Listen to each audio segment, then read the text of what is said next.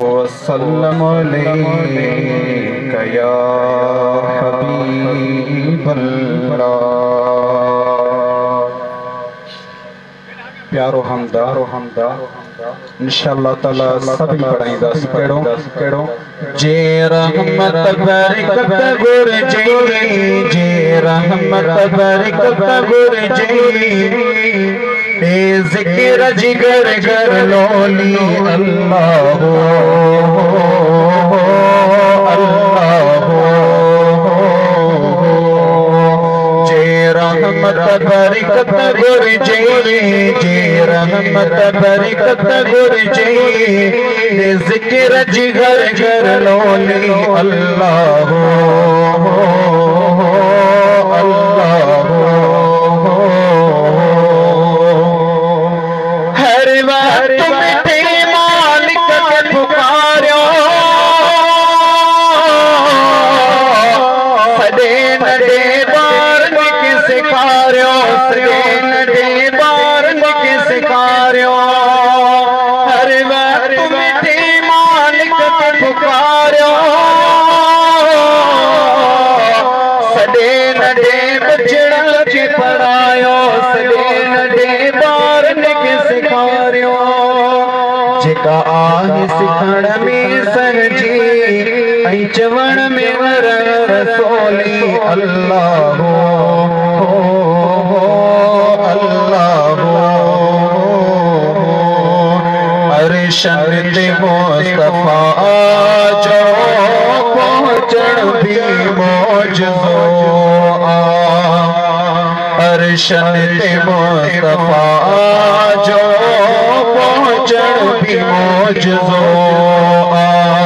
हिक रात में घुमी कर, हिक रात में घुमी कर, मोटण भी मौजज़ो आ। अरशन ते मुस्तफा जो पहुंचण भी मौजज़ो आ। अरिड़ वरिह लगी व्या पर बिस्तरो गरम हो। अरिड़ वरिह लगी व्या पर बिस्तरो गरम हो। पहाड़ी बगड़ पड़े जो, पहाड़ी बगड़ पड़े जो, दर्जन भी मौजज़ो। अरशन ते मुस्तफा जो पहुंचण भी मौजज़ो आ। हाज़ुरी बराण जे लाइ सभिनी जी इहे नातूं मंतबतूं हमद ॿुधल आहिनि। ॿियो कंहिंजी फरमाइश बि आहे, चाचे मारूफ़ जी फरमाइश आहे। कहिड़ी मनक़बत आ पीरन जाओ पीर बेड़ो तारे ॾे, देर न कर दस्तगीर बेड़ो तारे दे। आ पीरन जाओ पीर बेड़ो तारे दे, देर न कर दस्तगीर बेड़ो तारे दे। शहर सजे में मुंहिंजा घरड़ो बंद थी वियो, टुटड़ो वियो ऐं खुशियनि जो दर बंद थी वियो।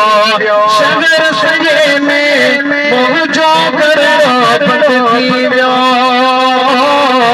टुटड़ो वियो ऐं खुशियनि जो दर बंद थी वियो। कोन हलियो वज़ीर बेड़ो तारे ॾे, देर न कर दस्तगीर बेड़ो तारे दे। आ पीरन जाओ पीर बेड़ो तारे दे, देर न कर दस्तगीर बेड़ो तारे दे। हर कुछ में तो रबो रज़ा ते राज़ीरा,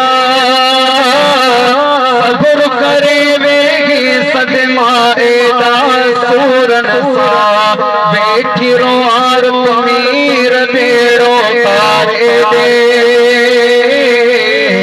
देर न कर दस्तगीर बेड़ो तारे दे। आ पीरन जा पीर बेड़ो तारे दे देर न कर दस्तगीर बेड़ो तारे